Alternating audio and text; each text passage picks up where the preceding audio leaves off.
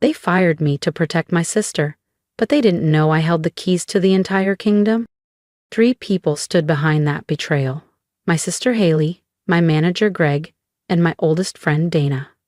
They looked proud of themselves as security took my badge like I was some intern being escorted out for stealing staplers. Didn't protest, I just smiled, because they had just fired the majority owner of their company. If you've ever been overlooked, dismissed, or betrayed by the people closest to you, this story is for you. Hit like, leave a comment, and subscribe, because this is the kind of revenge that speaks in silence. Just 6 months ago, I was Noah Green, 32, working quietly in the IT department of a manufacturing firm in Louisville. The guy who got called when the printers jammed, or the conference screen froze during board meetings. No one noticed me. Except when something broke. Haley got hired through me. I vouched for her, coached her through the interview, and even trained her. She was fresh out of grad school and eager. But the moment she started dating the COO's nephew, everything shifted. Suddenly, I was being left out of internal memos, access revoked, projects reassigned, and then came the final blow, a falsified report accusing me of leaking client data. The complaint? Filed by Haley. HR didn't even blink. Noah, you understand. It's best for everyone, Greg said, like he wasn't throwing me under the bus to save face. What none of them knew was that I'd spent the last 7 years building a separate company, StoneArc Systems, focused on secure industrial software. Quietly, through a series of mergers and acquisitions, I began buying out shares of their firm, all under a corporate name no one ever traced back to me. The final transaction closed just 8 days before they fired me. StoneArc now owned 72% of the company, and I owned StoneArc. But I kept it quiet. I needed to see the truth. And Haley did. So when they fired me, I let them throw their little celebration, balloons, cake, fake toasts. 2 days later, I walked into the boardroom. No fanfare, just the legal documents. I'm not here to get my job back, I told them. I'm here to take control. And just like that, the party was over. Haley walked in wearing a $3,500 0-cent emerald dress, like she'd just stepped off a runway, and into power. Dana, my former best friend, stood beside her, champagne in hand, laughing like she hadn't just helped orchestrate my downfall. They were celebrating, toasting their new positions, talking about fresh leadership and strategic transitions. What they didn't know was that I'd already scheduled a mandatory board meeting, under my legal name, set for exactly 7:00 p.m. Subject, emergency ownership review. Attendance required. Haley frowned when her phone buzzed. Why is the board calling a meeting without telling me? She asked. Greg, our manager, shrugged. Maybe it's about your promotion. You're finally going to be named CTO. She grinned. But that smile wouldn't survive the next hour. The boardroom was stiff with confusion when I walked in. No name badge, no fanfare. Haley's jaw unhinged. Dana dropped her glass. The CEO, our uncle, asked Singleton. Noah? What the hell are you doing here? I didn't answer. I just walked to the head of the table and sat down. Calm.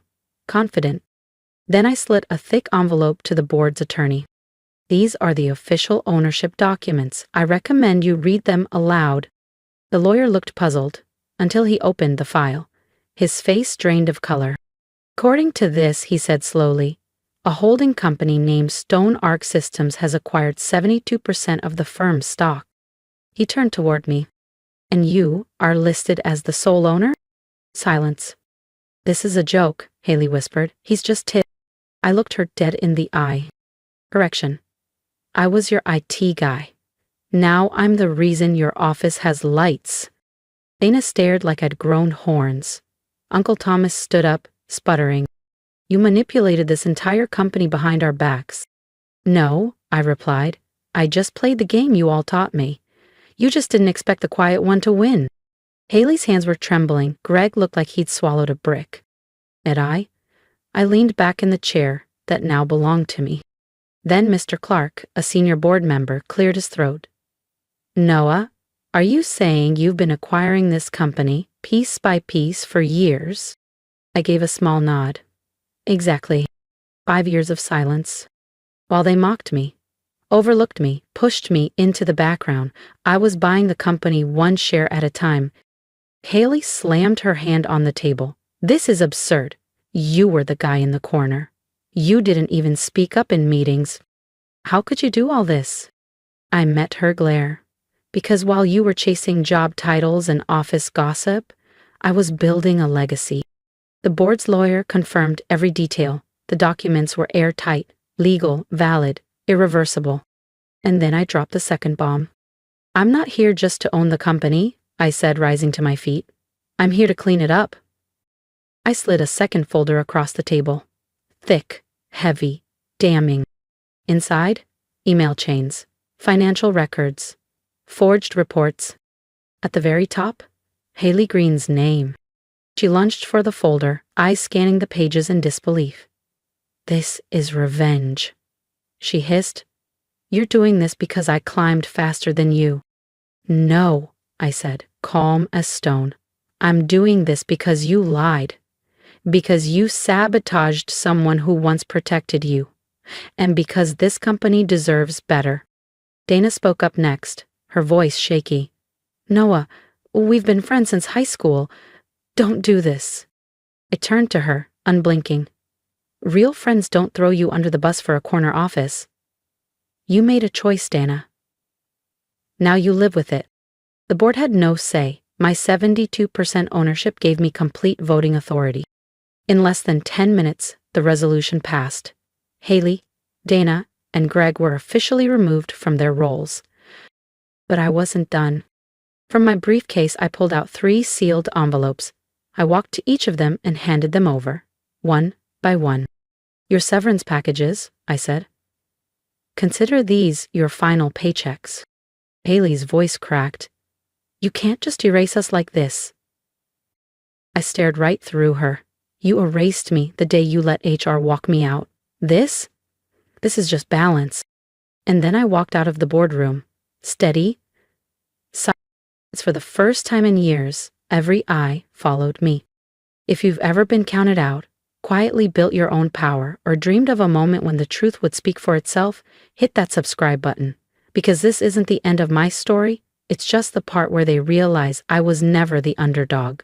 And what happens next will change everything. As I reached the boardroom door, I paused and glanced over my shoulder. Oh, and that company retreat next month in Belize, I said with a faint smile. Still happening, just not with you. I thought that was it. I thought removing them was the end. But I severely underestimated how far desperation could push people. 3 days later, the calls began. No voice, just silence. Weighted, unsettling silence. Then came the emails. Untraceable addresses, threats, accusations of fraud, fake legal claims, allegations that made no sense. At first, I brushed it off, noise from bitter people. But then, someone broke into my downtown condo. Nothing was stolen, but my laptop, my encrypted laptop, was open. My private files had been accessed. Message, loud and clear. I checked the building's security system. The keycard log showed entry with one of the old internal access badges. One I hadn't used since I was just the IT guy. Only 2 people still had back-end clearance to that system. Haley and Dana. That's when it clicked. They weren't just angry. They were unraveling. Later I learned Haley had tried launching a startup using stolen fragments of our proprietary code, data she smuggled out before being fired. But when investors did a background check, the scandal came up. No one touched her. She was blacklisted. Dana didn't fare much better. She tried to land a position with a major competitor, but they already knew. Word had gotten around. Not from me, but from the way they'd burned every bridge on their way down. They thought I was pulling the strings, that I'd sabotaged their futures. But I hadn't said a word. So they orchestrated one last desperate plan. It happened at our company's annual shareholder meeting, my first one as majority owner. The stage was set, projections were up, Profits were booming and press from 3 states had gathered to cover the event. As I stepped up to speak, a voice rang out from the back of the room. "And Noah Green is a fraud." It was Haley. She marched down the aisle, heels striking like thunder, waving a thick folder in the air. "This," she said, holding the file high, "proves Noah's holding company was built on stolen software and fake front companies. He doesn't own green tech legally." Gasps, murmurs. Reporters turned. Board members froze. All eyes shifted toward me. I didn't flinch. I stepped back from the podium, reached into my jacket pocket, and pulled out my folder. One wrong move, and it all could have collapsed. My company, my name, everything I'd spent the last decade building. The moderator glanced at me. "Mr. Green, do you have a response?" I stepped toward the microphone, calm, measured, cold. Then I smiled. "Yes," I said. "I was actually hoping Haley would show up today. Because I brought something too." I held up a black folder. Inside, proof. Recorded calls, traced bank transfers and emails, all detailing how Haley had bribed a former employee to fabricate documents and plant fraudulent claims against me. What she didn't know was that I'd set the trap weeks earlier. I'd placed a fake file into the internal archives, labeled Ownership Vulnerability Confidential. I knew curiosity and desperation would get the best of her. She took the bait. I played a 14-second audio clip through the room's speaker system. Her voice rang out, clear and sharp. "If we leak this, it'll destroy him. Doesn't matter if it's real. By the time he proves it's fake, the damage will be done." Gasps filled the room. The moderator's face went pale. A senior board member muttered, "Oh my God!" I turned to Haley and locked eyes. "You taught me how to survive politics. I just learned how to win." Security was already walking toward her. She tried to speak, but the room wasn't listening anymore. They watched as she was escorted out. The applause was quiet at first, then it grew. The press started scribbling notes, cameras flashing again. Not for scandal, but for vindication. I stepped back to the podium. "This company was built in silence and betrayal," I said. "But starting today, it will stand for something else: transparency, integrity, and earned success." I thought that was the end. But the next morning, I found an envelope on my desk. No return address, just a gold-embossed seal I hadn't seen in over a decade. My hands froze. Inside, a single handwritten note. "We know who really funded Stoneark Systems. You're not the only ghost in this story. Let's meet, D." My heart stalled. There was only one person who ever signed notes that way.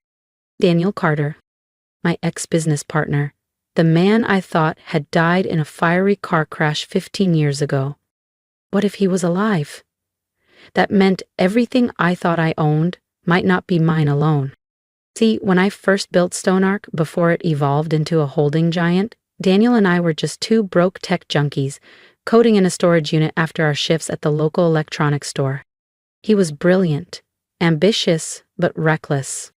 He wanted shortcuts, I wanted foundations, and back then he tried to sell our earliest software to a foreign buyer, someone flagged in red on every federal watch list.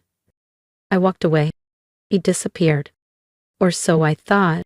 But if he's back, then my next battle is coming fast. Red flags were everywhere. I refused to sell. And then, the crash. Daniel's car had gone off a bridge on a rainy night in Nashville. The police never found a body, just fragments of twisted metal and an empty driver's seat. I mourned. I moved on. I built Stoneark Systems from scratch. Or so I thought. Then that letter arrived. I followed the instructions to an abandoned warehouse on the outskirts of Louisville. Midnight, fog hung low over cracked pavement. I parked and waited. He was already there. Same smirk. Same black leather jacket, like he hadn't disappeared for 15 years. "Long time, Noah," he said, stepping out of the shadows. "I thought you were dead," I replied. He laughed. "Almost. But watching you take the company solo, that gave me a reason to come back. Then he tossed a flash drive at my feet. What's this? I asked. Proof, he said, that your shell company, the one that owns everything, was originally seed funded through an account I created, which means, legally, I own 49% of Stoneark. My stomach nodded. That's not possible. You were gone. You signed over everything before. I forged the signature, he interrupted, eyes gleaming. And now I want in. Half the profits, half the power. He leaned in, voice sharp, or I go public. The board, the press, your investors, I'll burn it all down. The weight of his threat hit hard. I had just silenced betrayal, rebuilt my reputation, and now the ghost of my past had come back with a matchbook. But I didn't flinch. I looked him square in the eyes and smiled. You didn't come back for power, I said. You came back because you're broke. His smirk faltered. You wouldn't have waited 15 years if you had anything left. That flash drive? It's a bluff. He stepped forward. Want a bet? I reached into my coat and handed him a folder. I already knew you were alive. I've been watching the offshore account you used to fund Cynet since last year. And I bought it. 6 months ago. He blinked. You? What? You used a dead man's account, I said. And I used it to bury you, legally. You don't own 49% of anything. You don't even exist on paper anymore. Right then, the security lights in the warehouse snapped on. My private legal team entered from the side door. Daniel took a step back. You set me up, he whispered.